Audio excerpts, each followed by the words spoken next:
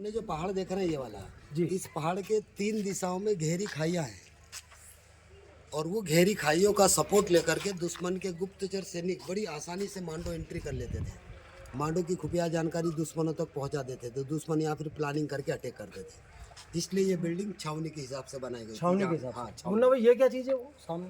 वो जामी मस्जिद का टॉम्ब दिख रहा है आगे वाला। अच्छा आगे वाला। और ये जो सामने पहाड़ है इसके ऊपर मुगलों ने और खिलजियों ने दोनों ने साल की 2 नमाज पढ़ने के लिए ईदगाह बनाई थी। वो पहाड़ी पे। हाँ, इस पहाड़ी के ऊपर जहाँ पर 7 से 8 लाख लोग एक साथ नमाज पढ़ते थे। ये महल रानी। ईदगाह बनी हुई है। अच्छा, ये महल किसका है? ये रानी रुक्मती का मंडप है। मंडप। हाँ, रानी रुक्मती का रहने का यहाँ से 7 किलोमीटर आगे रेसिडेंसी एरिया में एक बिल्डिंग ये बनाई। मंडप किसे बोलते हैं? मंडप जहाँ से रानी रुक्मती नर्मदा के दर्शन करती थी डेली सुबह अच्छा, शाम। डेली सुबह शाम। सुबह शाम। नर्मदा किधर है? नर्मदा जी नर्मदा यहाँ अगली गुम्बद से सूर्यास्त और सनसेट दोनों समय नजर होते थे। अच्छा अच्छा आगे इस साइड वाली गुम्बद पे से। अच्छा। उस समय उनको गार्डन वगैरह की आवश्यकता नहीं होती थी। अच्छा, ये गार्डन गवर्नमेंट ने करा है। गुप्त हिसाब से वो यहाँ पर फील्डिंग देते थे और गुप्त तरीके से यहाँ निगरानी करते थे। ये गार्डन वगैरह भी टूरिस्टों की सहूलियत से गवर्नमेंट ने मेंटेनेंस किया है। और ये अगला हिस्सा है। मध्य प्रदेश 2 भागों में बटा हुआ है। मध्य प्रदेश। हाँ, मध्य प्रदेश 2 भागों में बटा हुआ है, मालवा और निमाड़। तो अभी अपन जिस बिल्डिंग में देखने के लिए आए, ये मालवा की लास्ट बाउंड्री और लास्ट बाउंड्री। मध्य प्रदेश की। हाँ, मध्य प्रदेश की, मालवा की। मालवा की। हाँ, अब यहाँ से जितना भी आगे देखेंगे ये निमाड़ बस्ती, मध्य निमाड़। प्रदेश का दूसरा भाग निमाड़ निचली बस्ती।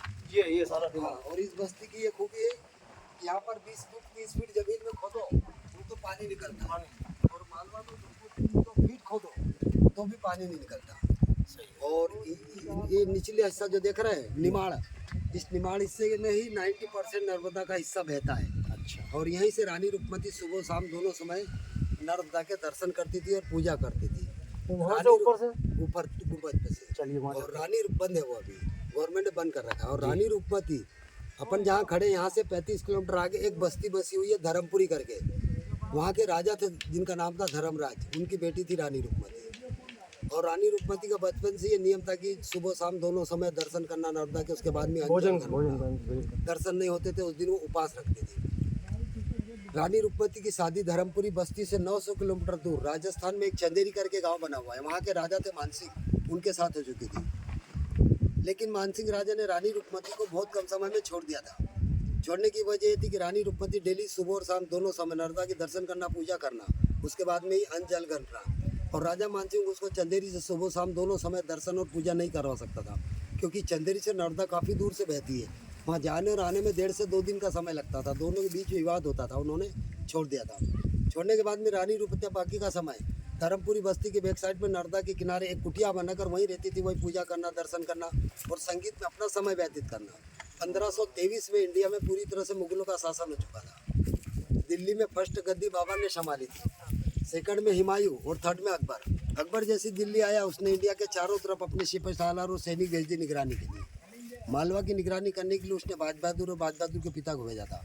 बाज बहादुर पूरी सेना का एक कमांडर था और बाज बहादुर के पिता सूबेदार थे। दोनों बापटों ने मालवा की निगरानी करने के लिए मांडू को अपनी राजधानी बनाया था।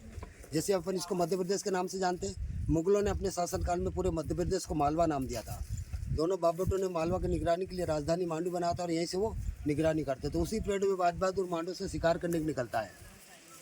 शिकार करते करते वो नर्मदा के किनारे पहुंच जाता है। जब वो नर्मदा के किनारे पहुंचता है तो वहाँ उसको एक संगीत सुनने को मिलता है जो रानी रुक्मती का रहता है, और संगीत में भी राग मल्हार रहता है। रानी रुक्मती के संगीत पे बाज बहादुर इतना मोहित हो जाता है, उसको मांडू में लाने की जिद करता है। अच्छा। रानी रुक्मती बाज बहादुर से कहती है कि आप मुस्लिम हैं और मैं हिंदू, आपके साथ नहीं चल सकती। बाज बहादुर रानी रुक्मती से कहता है कि इसमें मुस्लिम और हिंदू का क्या फ़र्क है, मैं आपको एक अच्छा दोस्त बना के मांडू में ले जा रहा हूँ। रानी रुक्मती कहती है कि ठीक है, मुझे एक अच्छा दोस्त बना के आप मांडू में ले जा रहे हैं तो मैं आपके साथ चलने के लिए तैयार हूँ, लेकिन मेरे चलने से पहले मेरी एक शर्त माननी होगी। तो रानी रुक्मती बाज बहादुर से कहती है कि मेरे मांडू में चलने से पहला एक ऐसी जगह बनाई जाए जहाँ से डेली में सुबह सूर्योदय और सूर्यास्त दोनों समय नर्मदा के दर्शन कर सकूँ, पूजा कर सकूँ और आप मेरे संगीत का आनंद ले सकें। रानी रुक्मती के शर्त मानने के बाद में बाज बहादुर ने इस बिल्डिंग के ऊपर जो 2 गुम्बद बनी है, केवल उन 2 गुम्बदों को 7 to 2 आवर्स के अंदर बनवाया, 72 घंटों के अंदर। 72 घंटा। उसके प्रातः इस साइड वाले गुम्बद पे से रानी रुक्मती ने सनराइज और सनसेट दोनों समय नर्मदा के दर्शन किए और पूजा करी। उस साइड वाली गुम्बद पे अपना संगीत गाती थी। तो 300 मीटर की दूरी पर नीचे एक बिल्डिंग बनी हुई है बाज बहादुर पैलेस, उस पर भी इसी प्रकार की 2 गुम्बद बनी है। राइट हैंड पर जो गुम्बद बनी वहाँ बाज बहादुर बैठता था, वहाँ से मैं उसका संगीत सुनता था, यहाँ से गाती थी, वहाँ से सुनता था।